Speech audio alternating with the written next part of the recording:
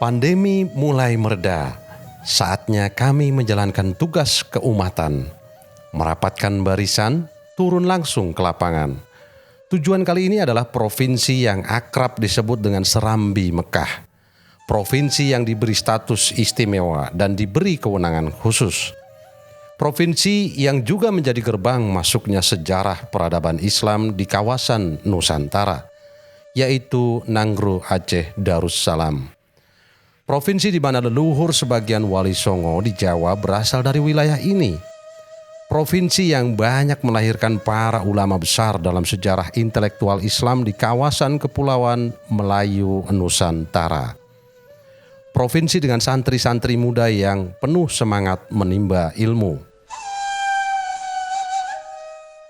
Saat ini kita akan memasuki gerbang tol Blang Bintang. Tarif masuk tol ini seharga nanti baru ketahuan ya saat kita tap keluar.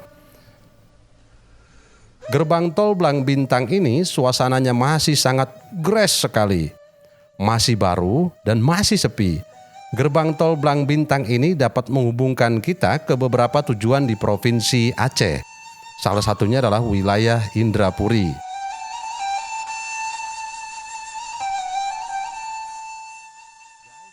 Melintasi jalan tol Singganceh ini, kita disuguhi pemandangan yang sangat memanjakan mata. Langitnya biru berawan, indah banget. Hutan yang hijau serta pegunungan di depan mata, juga hamparan sawah yang membentang sejauh mata memandang.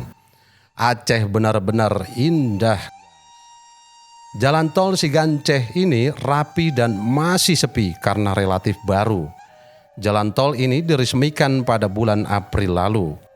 Jalurnya juga cenderung lurus, karena itu pengemudi harus jaga kecepatan kendaraan dan tetap waspada ya.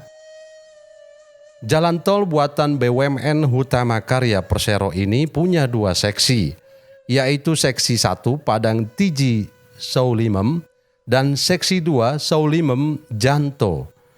Dan kita saat ini sedang melintasi seksi 2 Blang Bintang Indrapuri.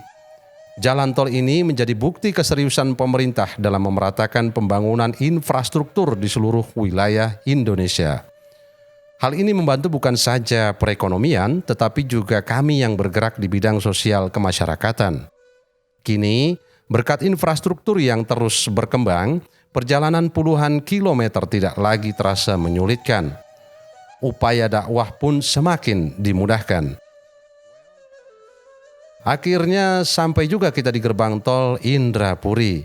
Tak jauh dari gerbang tol ini, hanya berjarak tempuh beberapa menit saja, kita akan tiba di Masjid Tua Bersejarah Indrapuri.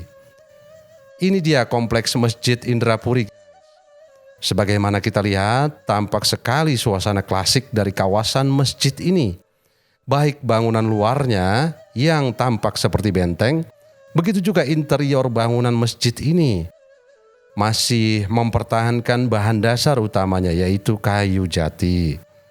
Masjid ini telah berdiri ratusan tahun lamanya dan menjadi salah satu ikon dan destinasi ziarah sejarah di Indrapuri. Pemandangan alam di sekitar masjid juga sangat indah sekali. Di sana terlihat gunung yang menjulang tinggi, juga hutan hujan tropikal. Pohon-pohon nyiur melambai, pokoknya indah banget.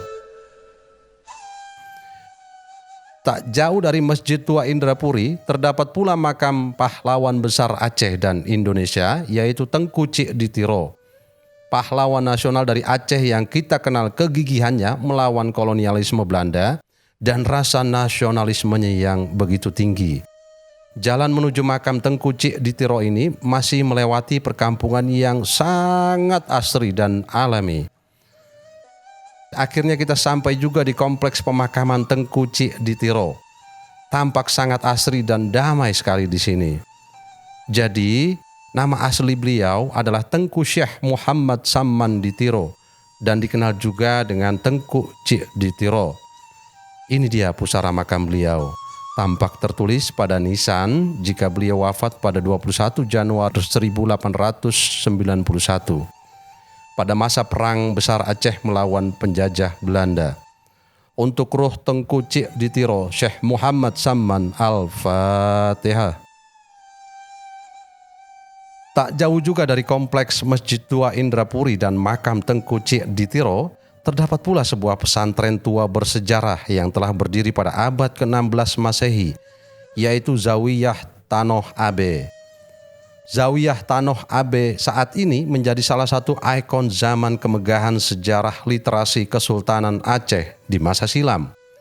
Alhamdulillah, dengan adanya jalan tol Sibanceh ini, akses untuk menuju pusat-pusat sejarah peradaban Aceh menjadi lebih mudah dijangkau.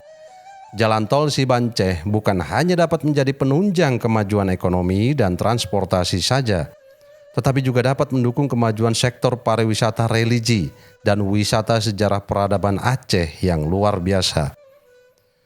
Perjalanan belum usai.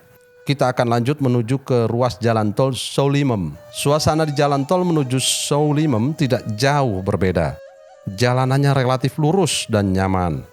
Dan pemandangannya tak kalah elok mempesona. Dari Indrapuri ke Solimem, ini kita cukup membayar tarif Gerbang tol Solimem ini untuk sementara menjadi gerbang tol terakhir yang dapat kita akses. Tiap zaman memiliki tantangan tersendiri dalam berdakwah. Seperti saat ini, zaman di mana gelombang informasi akan menggulung siapapun yang tidak mampu bersikap kritis. Namun di balik itu ada juga yang patut kita syukuri, yaitu pembangunan yang semakin merata yang memudahkan kita melangkah dalam menyebarkan ilmu dan dakwah.